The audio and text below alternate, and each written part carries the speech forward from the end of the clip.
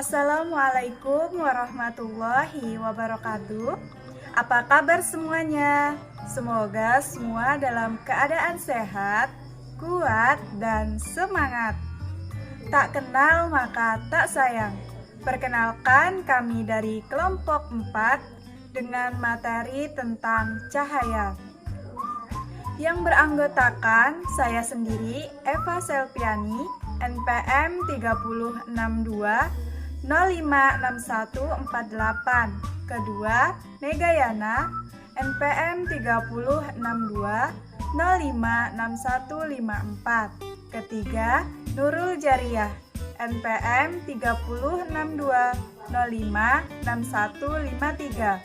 Kami dari kelas 46. Tujuan dari materi yang kami sampaikan yaitu untuk memenuhi tugas kajian IPA SD 2 yang diampu oleh Ibu Nana Citrawati Lestari, SSI MPD. Pembahasan yang pertama yaitu pengertian cahaya. Cahaya merupakan suatu pancaran elektromagnetik yang bisa terlihat oleh mata manusia. Atau juga definisi yang lain cahaya yaitu cahaya adalah suatu radiasi elektromagnetik, baik itu dengan panjang gelombang kasat mata ataupun juga yang tidak. Sedangkan benda yang memancarkan cahaya itu disebut dengan sebutan sumber cahaya. Sifat-sifat cahaya. Yang pertama, cahaya merambat lurus. Untuk bisa membuktikan bahwa cahaya itu merambat lurus, bisa dilihat dari cahaya matahari yang masuk lewat celah-celah atau juga dengan melalui jendela yang terdapat di rumah. Serta apabila kamu amati lampu sebuah kendaraan di waktu malam hari, cahaya lampu kendaraan itu akan merambat lurus. Banyak sekali kejadian-kejadian yang terjadi di dalam kehidupan yang bisa membuktikan bahwa cahaya ini mempunyai sifat yang dapat merambat lurus. Yang kedua, cahaya dapat menembus benda bening. Cahaya ini juga dapat masuk ke dalam sebuah rumah dengan melalui jendela yang memiliki kaca. Kaca dari jendela yang bening ini dapat ditembus oleh cahaya matahari apabila kaca jendela itu ditutup dengan menggunakan kain warna hitam, maka cahaya itu tidak dapat menembus kaca jendela tersebut. Peristiwa tersebut bisa membuktikan sifat dari cahaya yang kedua, yakni dapat menembus benda bening. Dan yang ketiga, cahaya dapat diuraikan. Penguraian cahaya atau dikenal juga dengan dispersi merupakan penguraian cahaya putih menjadi cahaya yang memiliki bermacam-macam warna. Contohnya seperti pelangi. Pelangi terjadi akibat dari cahaya matahari yang diuraikan oleh titik-titik air hujan.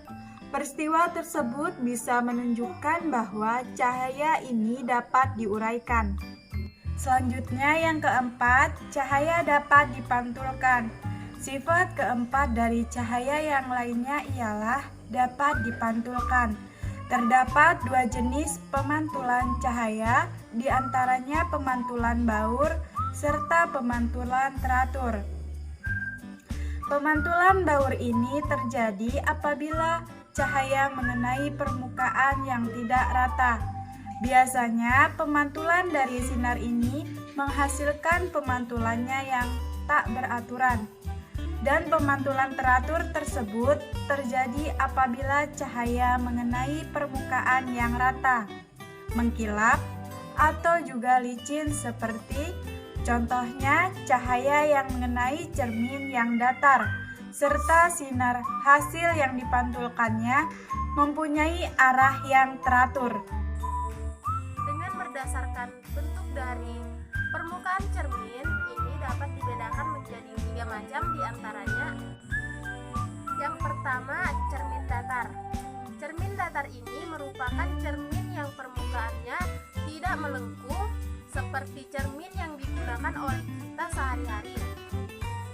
Adapun sifat dari cermin datar adalah ukuran bayangannya sama dengan ukuran bendanya. Lalu, jarak antara bayangan sama dengan jarak dari benda ke cermin tersebut. Penampakan bayangan berlawanan dengan benda, seperti contohnya jika kamu bercermin dengan tangan kiri kamu, pada bayangan di cermin akan menjadi tangan kanan. Bayangan pada cermin datar bersifat semu atau maya. Maksudnya bayangan dapat kamu lihat tetapi tidak dapat ditangkap layar. Dan bayangan pada cermin datar. Yang kedua adalah cermin cembung. Cermin cembung merupakan sebuah cermin yang permukaannya itu melengkung ke arah luar. Cermin ini biasanya digunakan pada kaca spion kendaraan. Bayangan dari cermin cembung ini memiliki sifat maya, tegak, diperkaya dari ukuran benda sesungguhnya. Yang ketiga ada cermin cekung. Cermin cekung merupakan sebuah cermin yang permukaannya melengkung ke arah bagian dalam.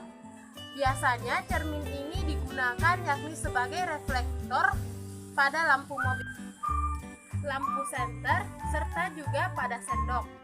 Adapun sifat dari cermin cekung ini diantaranya bayangan benda pada cermin bersifat tegak,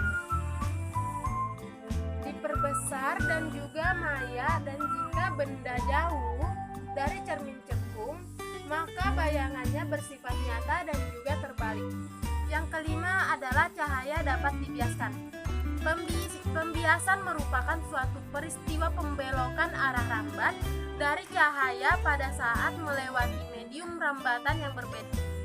Kalau cahaya yang datang itu berasal dari zat yang kurang kerapatannya ke zat lebih kerapatannya, maka cahaya itu akan dibiaskan mendekati garis normal.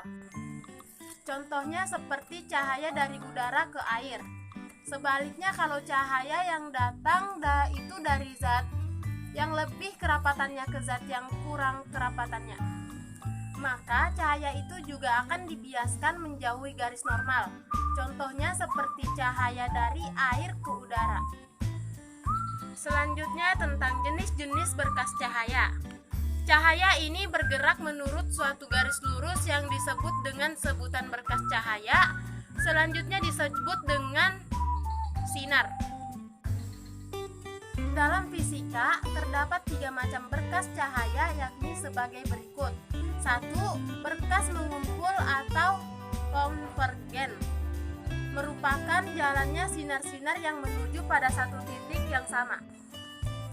Peristiwa berkas mengumpul tersebut dapat terjadi pada pemantulan cahaya pada cermin cekung dan juga pembiasan cahaya pada lensa cekung.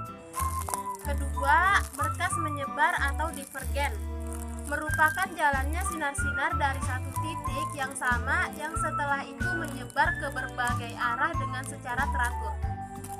Peristiwa berkas menyebar tersebut terjadi pada pemantulan cahaya pada cermin cembung dan juga pembiasan cahaya pada lensa cekung. Yang ketiga adalah berkas sejajar atau paralel, merupakan jalannya sinar-sinar dari suatu sumber menuju arah yang sama di dalam satu garis lurus. Peristiwa berkas sejajar ini terjadi pada pemantulan cahaya pada cermin datar dan juga pada sinar senter pada saat dinyalakan. Nama saya Nurul Jariah, NPM 30620566153. Di sini saya akan melanjutkan materi dari teman saya, yaitu manfaat cahaya. Manfaat cahaya yang pertama yaitu sebagai fungsi optik. Tanpa adanya cahaya matahari, manusia akan kesulitan untuk melihat apapun. Hal tersebut dikarenakan tidak ada cahaya yang bisa dipantulkan objek yang dilihat, sehingga tidak ada yang diinterpretasikan di sistem penglihatan manusia yakni mata. Yang kedua, sebagai fotosintesis. Tumbuhan memanfaatkan cahaya matahari untuk dapat membuat makanannya sendiri yang disebut dengan proses fotosintesis, sehingga meskipun tanpa diberi pupuk, tumbuhan itu dapat hidup. hidup serta tumbuh dengan sendirinya. Yang ketiga, sebagai pembangkit listrik. Pemanfaatan cahaya matahari diubah menjadi energi listrik untuk dapat memasok daya listrik di satelit komunikasi dengan melalui panel surya. Panel surya tersebut akan mendapatkan energi listrik dari cahaya matahari dengan menempatkan panel surya yang dilengkapi dengan controller dengan posisi statis menghadap matahari.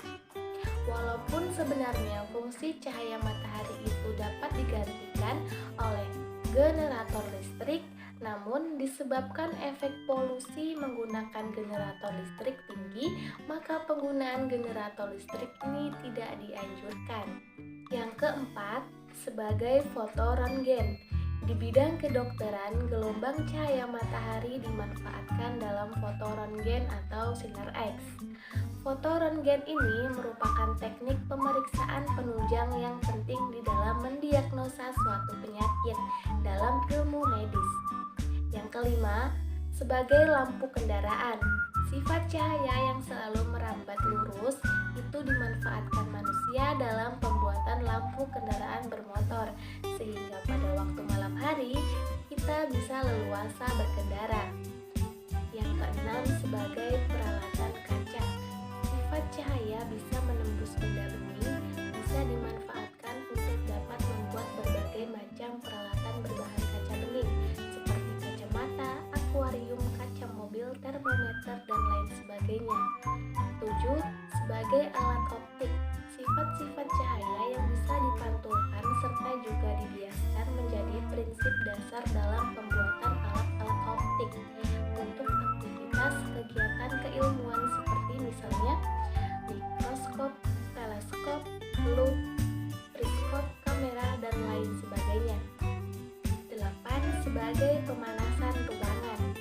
Pemanfaatan cahaya matahari di dalam pemanasan ruangan terdiri dari beberapa teknik. Di antaranya teknik pertama yaitu jendela. Prinsip ini diterapkan dengan membuat lubang pada dinding untuk dapat menembus panas matahari dari luar masuk ke dalam ruangan. Prinsip yang kedua yaitu dinding trombe. Dinding trombe merupakan dinding yang biasanya berupa kaca yang di luarnya itu terdapat ruangan sempit berisi udara. Pemanfaatan cahaya matahari yakni memberi panas pada permukaan luar ruangan. Setelah itu, panas tersebut dengan secara perlahan dipindahkan ke dalam ruangan sempit, yang kemudian panas di dalam ruangan sempit itu akan dikonveksikan ke dalam bangunan dengan melalui saluran udara pada dinding trombe. Baiklah, terima kasih kepada teman-teman semua yang telah menyimak video presentasi kami. Kami ucapkan terima kasih. Pak Topik menjahit kopiah, kopiah dijahit, beldu yang utuh. Wabillahi taufiq wal hidayah. Wassalamualaikum warahmatullahi wabarakatuh.